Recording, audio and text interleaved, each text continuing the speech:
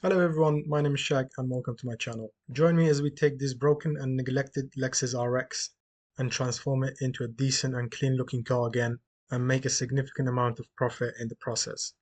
If you are new to my channel, I'm a car trader and flipping cars is my full-time job. I have decided to document my journey on YouTube and show you guys the full process, and I truly enjoy doing what I do.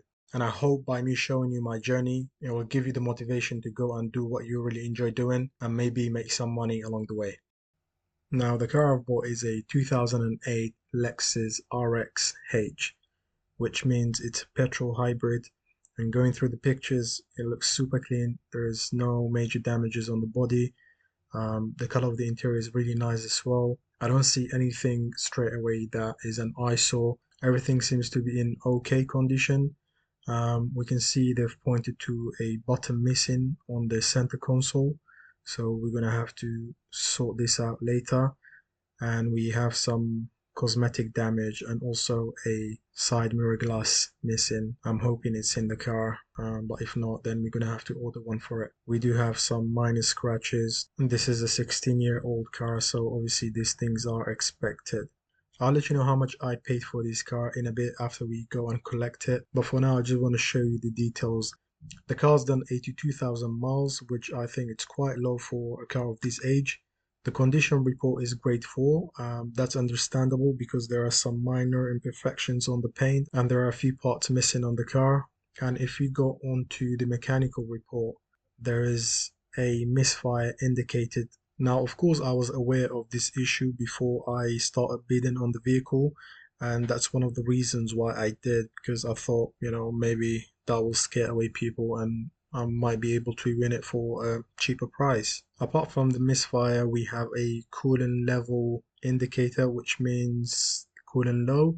So obviously it might need topping up. And then we also have a red indicator for an electric window operator. So maybe one of the windows not coming down or not working. And if we go onto the guide price, this car was £44,000 when it was new, but obviously it doesn't make this sort of money anymore. It's 16 years old and the retail price is around £6,000, which is not bad. The cap clean was 3,800 and the average was 3,200. And the vehicle details are as follows. It's petrol, electric. It's not electric, it's hybrid, but obviously they state it like that on the auction site. It's got a CVT gearbox, 2 keys. It's got 9 owners. Now you might think that's a lot of owners, but I believe it's quite reasonable for a car that's 16 years old. It's got logbook and we have one history. So that's one thing I didn't like because having a good service history obviously helps with selling the car faster. But nevertheless, we have one receipt of service. That's everything to know, and I think it's time to go and collect the car. And just to mention, it's located in BCA Blackbush, which is not very far from me. Unlike the Mercedes I did in the last video where I had to travel to a different country. And if you haven't seen that video, I'll pop a link in the description so you can watch it after you finish this one. Now, before you go to the auction and collect the vehicle, I just want to quickly let you know, guys, why I bought this old Lexus. You probably ask, is this even a good flip? The car is 16 years old. It's got an old battery. For all I know, the battery could be toast, and that's why it went to the auction site. Now, being honest with you guys, my emotions played a Okay. Now, to be honest with you guys, my emotions played a huge part in me bidding on this car. Let me explain why. In 2009, my dad owned a LX570, and for those that don't know what LX570 is, it basically is the daddy of all Lexuses. The most expensive and the biggest Lexus they make. LX570 is loaded with spec, and in 2009, it has some of the specs that were unheard of for that time. Now they may be common in every single car, but for back then, it was unbelievable. And my dad was fortunate to own a car like this. He spent his life saving to buy this vehicle. Now, obviously back then I was little, and every day I wake up, I would hope my dad would take me on a drive. Just getting into the car is an adventure for me. I had so many happy memories with this car, and it's one of the cars I hope to own in the future. Right now, the prices are stupid. It's crazy, way over £150,000. And obviously they don't make it in the UK. If you want to own this car, you either have to move out in the UK or import one from from Japan, and that's going to be insanely expensive. Now back to the point where I said my emotions played a part into me buying this vehicle. As soon as I saw this car on the auction side, I wanted to purchase it straight away. The interior spec is exactly like how my dad's car was, with the tan interior, TVs at the back, and all the buttons laid out very similar to the LX570. I just wanted to own it even for a day. And what made it more interesting, when I went through the mechanical report, it mentioned it had a misfire. I mean, most of you know Toyotas and Lexus are built to last. Their engines are bulletproof, so a misfire cannot hold me back. The fact that I had a misfire issue, I knew a lot of people were going to stay away from this car, and that would allow me to get it maybe a little bit cheaper than what the cap price was. So before I bore you with more stories, let's get back to the video and go collect this vehicle. So as mentioned before, the auction site was not really far from me, so I booked a train ticket to Reading City, and then I took a taxi to BCA Auctions, and it only took about 20 minutes. And the reason why I couldn't go to BCA Blackbush directly, because it was on a Sunday that I was traveling. That's right. So you should have a spare KV5 invoice receipt for servicing. Thank you very much.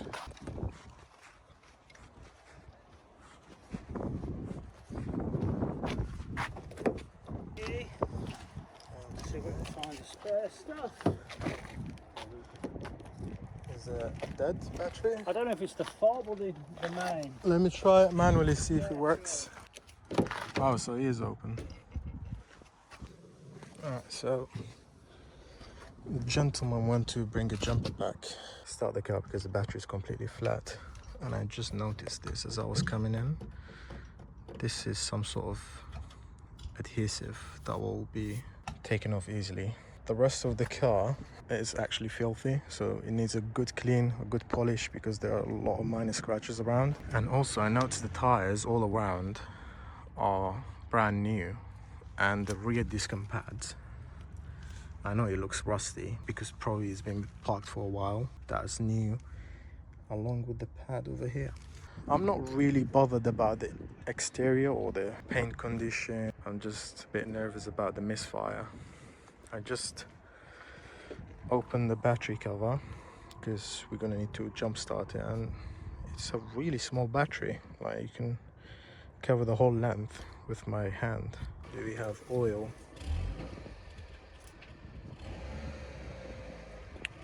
Wow, the oil looks fresh. It's a good start actually. Open the cover for you. Thank you. And I'll jump in to start it, yeah? Yeah. Yeah, it's on, thank you.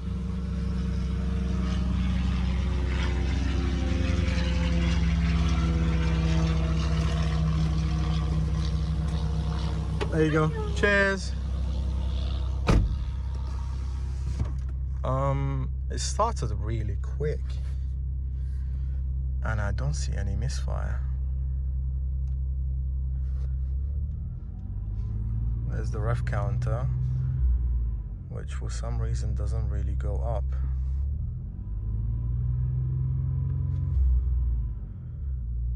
Is that normal? Okay, we're missing a wing mirror glass, and that window doesn't work as well, so it's good to know.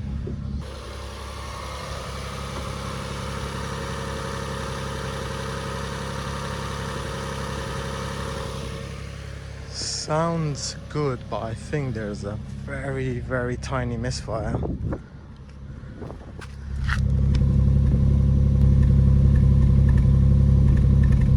Yeah, we definitely have a misfire. Quickly gonna put this back in its place, close the bonnet, get to the nearest petrol station. But first things first, just gonna put the code reader to see what kind of code do we have.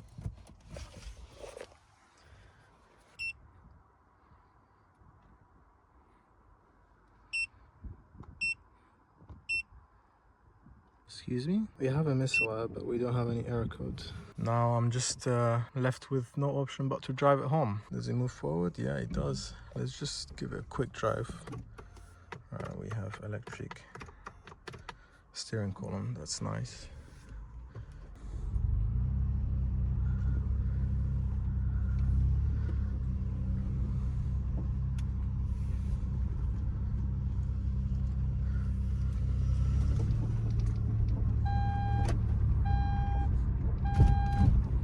drive is good, but the misfire is very noticeable when you drive it.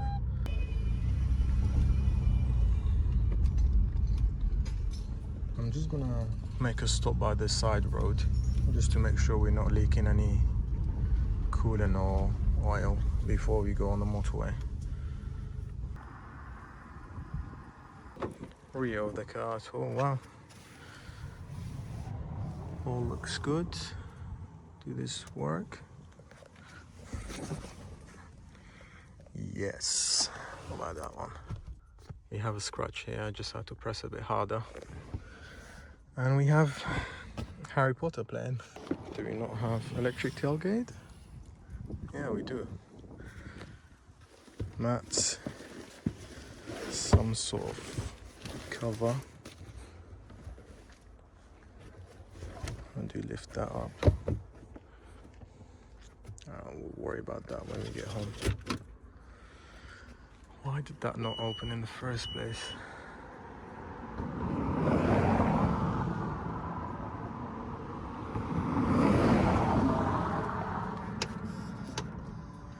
Very slow to close.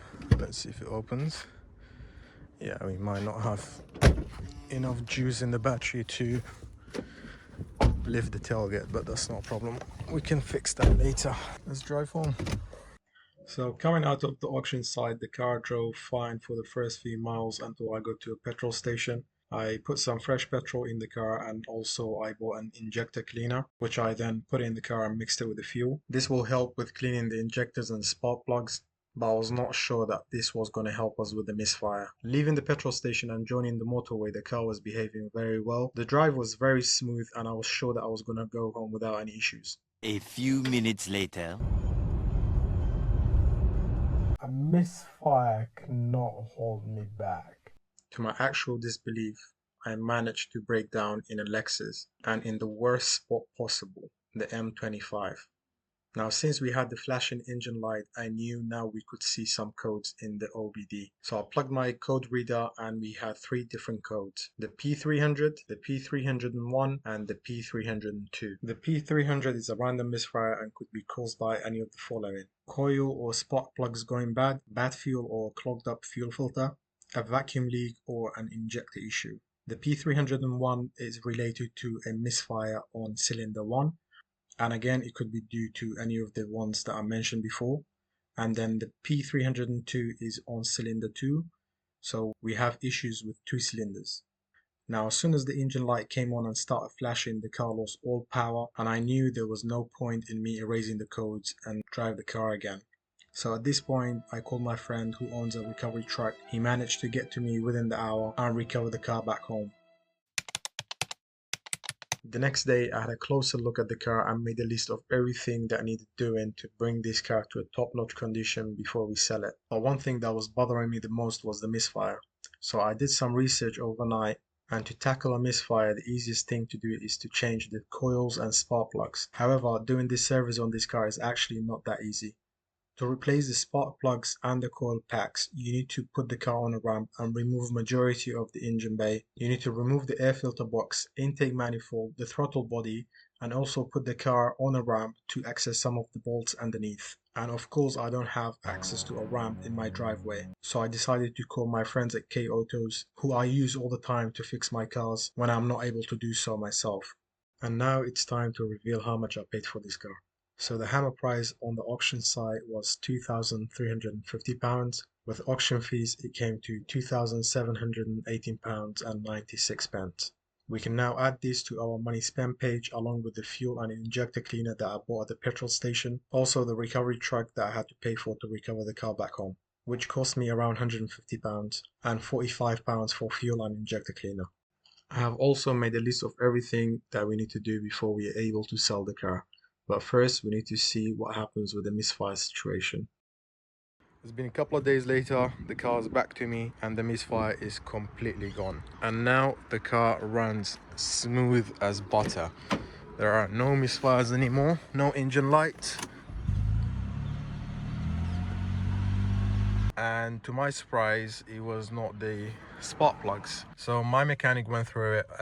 They managed to access the spark plugs and get them out. It looked like they were very recently replaced, so they did a bit more investigation to see why there would be a misfire. Coil packs, they were brand new as well, and after a few hours of looking back and forth, they realized that the wires leading to the coil packs, 2 of them were damaged badly. So whoever did the job on the spark plugs before, they didn't really do a good job, because they managed to damage the wires, and with a bit of magic from K Autos, wires were fixed. They put everything back together, started the vehicle, and it's gone. So I'm very happy with this and how it came out. It didn't cost me a lot of money. I didn't have to pay for a set of coils and spark plugs, so that was very good. The next thing I wanted to check was the window switch, because if you remember, we were only able to open the driver's side window and the rest of the windows were not working. So on the same day I collected the vehicle,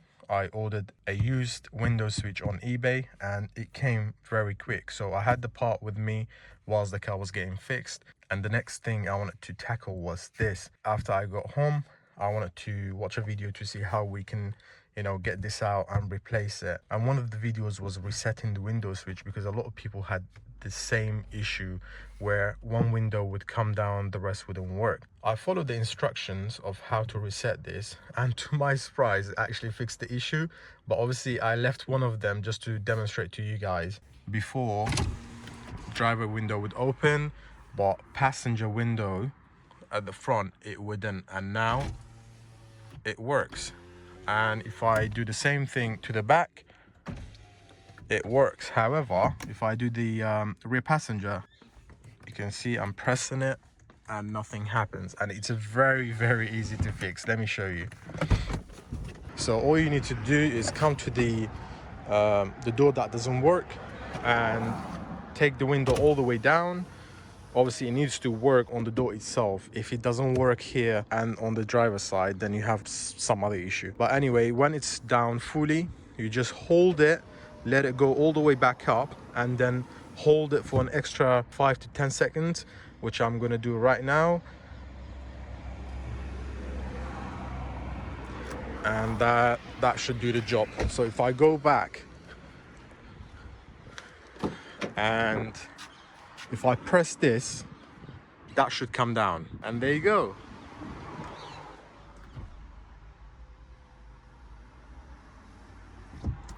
I'm actually very happy with this one as well. So 2 easy fixes so far.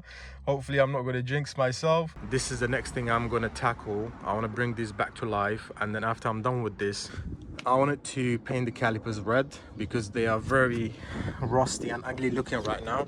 So I want to be finished with the exterior first before I move into the interior. And if I just remind you now, the interior is actually disgusting. If you look around here, back is very clean actually, but we do have some stain spots around here, so that will all be done. Let's quickly check off the engine misfire issue we had, and also the window switch issue, as now they have been addressed.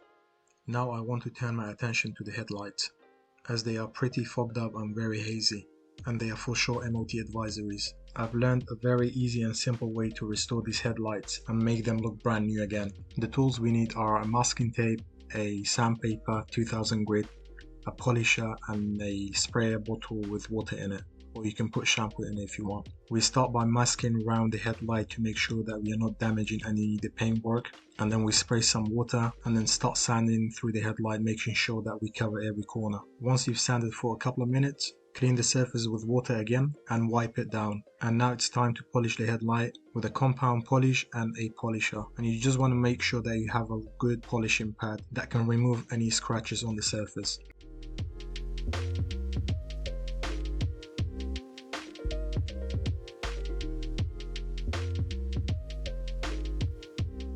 And as you can see, the finish on this headlight is super nice and clean again. This is probably one of the easiest things you can do at home to make your car look brand new again. I'm sure there are other ways to do it, but this for me is the simplest and easiest way to do it. And to make sure that this finish lasts for a long time, you would want to add some ceramic coating after you've done with the polishing. And now we can also check off the headlight restoration and move on to the money spent page. We need to add £85 for fixing the misfire issue, which was to sort out the coil pack wiring, and I think that's pretty reasonable. Fixing the windows was a simple reset job which I didn't have to pay a penny for, and that was very straightforward, so I'm going to add £0 for that. And restoring the headlights only cost me £10 as I had to buy new sandpapers. As for the rest of the tools, I already had them in my garage, but if you want to get every tool that I used for restoring the headlights, check the links in my description. I've listed all the tools I use in this video. Moving on, I wanted to improve the looks on the calipers as they looked very rusty and not nice to look at. I wanted to paint them in blue, but the blue color was out of stock, so I opted for red. You can see I'm trying to remove all the dust and rust on the calipers by using a drill brush. If you don't have a drill brush at home, you can use a wire brush, but it's going to take you a much longer time. And then after cleaning the calipers, I sprayed them with some brake cleaner to get rid of everything, and then we started the painting process. Now you can see I'm using a brush to paint these calipers, and that's not commonly used. A lot of people use spray paint, and you will have to cover everything around the caliper to make sure you're not overspraying anything. But using a brush is a lot easier. You don't need to cover nothing. You just have to be a little bit careful with the brush and choose a smaller side brush to make sure that you're not spilling any paint anywhere else.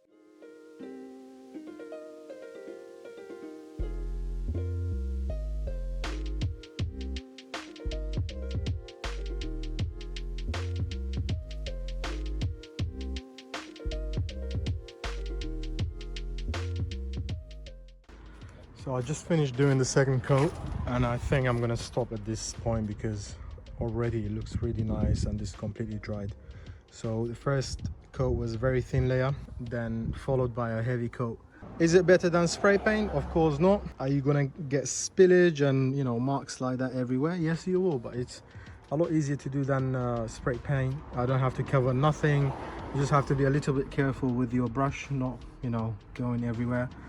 And yeah, I think I'm very happy. So I've done the front left, the rear left as well. Looks amazing. We're gonna do this one next. Tires still on just for safety reasons. Looks really good, and I can't wait to see it with the tires on. To be honest with you guys, I kind of surprised myself with this one. I didn't think that it was going to come out this nice, but once you let the paint dry a little bit, the finish comes super nice and super smooth. And for somebody that didn't know that I was paint brushing these calipers, they would probably think that they were spray painted. I think the calipers came out really nice. I'm very happy with them. Let me know in the comments below, what do you think of the color and the method of doing these calipers.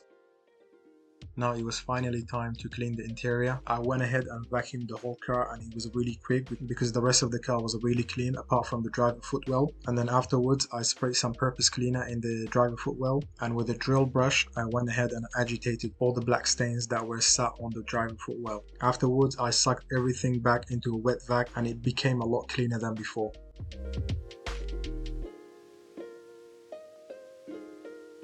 Now at this point, whilst I was cleaning the interior, the side mirror glass arrived, and I wanted to fit it to the car straight away. Also, if you remember, the car came without a side mirror glass in the first place, but I found the broken side mirror glass in the interior when I took the car back home. So after that was fitted, I turned my attention back into the interior, and I started by cleaning the seats first. Now these seats being leather and a very light color, you need to be very careful that you're not using a product that will damage the leather and remove any coloring. So in this case I only used a warm bucket of water with shampoo and started by wiping down the seats with a cloth. The day was getting dark and very late, but I didn't want to stop there, and I wanted to finish the whole interior through the night. And the next day, after I cleaned all the seats and all the interior, the seats came out amazing and they were really clean, and we didn't have any staining on the footwells. Everything looked amazing. Now we can come back to this page and check off the calipers, the interior valet, as well as the side mirror glass. Now we are left with washing the exterior, buffing the paint, and doing an engine service. I also want to add MOT to this list, as the MOT had expired at this moment and needed an inspection. And moving on to the money spent page, we can now add £25 for the caliper paint and £12 for the side mirror glass that I bought on eBay. And also, if you remember, at the start of this video I took a train and taxi to BCA Blackbush, and I completely forgot to add this at the beginning, so we're going to add it now, and the total came to £58. Moving on, I wanted to wash the exterior. It wasn't really that bad. The car didn't look that dirty, so it was a really clean and easy process for me. I started by cleaning the wheels and the under arches by spraying some TFR and then washing it off. I sprayed the whole car with purpose cleaner and rinsed it off, and then I started shampooing the whole car. And after a quick rinse, the exterior wash was finished. Next, I went ahead and buffed all the areas that showed the most scratch. I'm gonna be honest, I didn't buff the whole car as not all the panels needed buffing and I was running out of polish. So I just wanted to cover the places that needed polishing. And now, here's the result.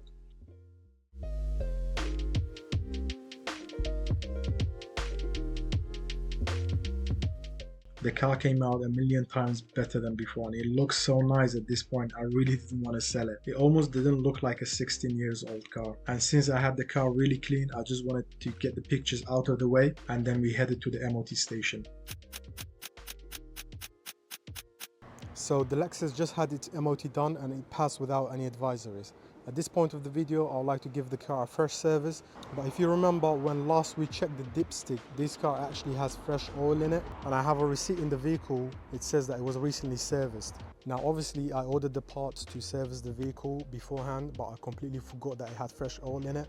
So instead of returning these parts back to the auto shops part, I'm just going to give them away with the vehicle, so the new owner has all the parts to service the car themselves when it's due next. If they're able to change the oil themselves, even better. If not, they can just pay for a labor. We have the air filter here and two different oil filters because the shop didn't know which one goes into the vehicle, so I'm going to give both away to the new owner, so this way they have all the parts available to them.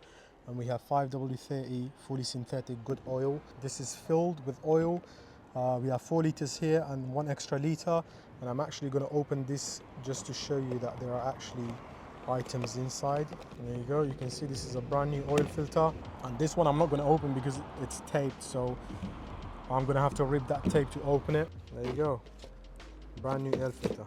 Having said that, the car is now ready to go. It's been cleaned. Obviously it's going to need another wash because it's been sat here and collecting raindrops and dust, but before it goes I'm going to give it another rinse so it's nice and clean for the next owner. And whoever's going to come buy this car, they're going to be well happy with the condition and also the addition of the service kit that they're going to get for the next service. With that being said, we are finally ready to run the numbers and find out exactly how much money we made flipping this Lexus. Now, if you've made it this far into the video, thank you very much. I know this is a very long video and it's hard to keep up with everything that's going on. And also, I want to ask you a small favor that's not going to cost you anything. My next target is 10,000 subscribers. I want to hit it by the end of this year. Right now, we are at 5,000 subscribers. So if you click that subscribe button, if you haven't done so already, I would really appreciate it. Also, I want to add that I've made an Instagram page dedicated to this channel. And once I hit 500 followers on Instagram, I'll start posting sneak peeks of cars that I'm working on throughout the weeks. So if you want to be up to date with all the cars that I flip, make sure you also follow me on Instagram. Now you can see we've checked off everything that needed doing on this car apart from the engine service. As I mentioned, I'm not going to be doing that since the car has fresh oil in it and I will give away the parts to the next owner, and the car went through the MOT without any issues. And also I managed to find the service book in the glove box, which the auction completely missed out on, and the car has full service history with the timing belt and the water pump being done at 60,000 miles. This is a huge game changer, and whoever's gonna come to buy this car will know that this car has been looked after very well in the past. That's it guys, we are finally here and it's time to crunch the numbers. The last thing needs adding to this list is the MOT, which was about £45. And so far, I think I've included everything into that list. And if I've missed out on anything, be sure to let me know in the comments below. Now, if we add everything together, it will come to £3,148.96. And I just remembered whilst doing this calculation, we need to add the advert cost to list this car online, which was about £96. So let's add this as well, and it will bring our total to £3,244.96. This is the total money I've invested into this Lexus, and I'm going to be honest with you guys, I listed this car for about 2 weeks at £7,000 and I didn't have any interest on it. The listing has now expired and I'm going to relist it again at £6,000, and I'm not going to take anything less than that. So if you minus £6,000 of £3,244.96, that will leave us with a potential £2,755.04 in profit. So as of recording this video right now, I still haven't sold the car, but I know that it will be sold at £6,000 because at £6,000 this car will be the cheapest on Auto Trader with this spec and mileage and history. So I'm positive that will be sold very soon. If for any reason you're interested in this car and I still have it, drop me an email below or send me a text on Instagram and I'll reply to you. Now I'm going to be revealing the next car that I'll be flipping in the next video. And it's this VW Scirocco. This is going to be an interesting one, so you don't want to miss out. Make sure you subscribe and stay tuned. And if you did enjoy this video, make sure you like and share it. And also, if you want me to change or add anything into these videos, let me know in the comments below. Thank you guys. I'll see you on the next one.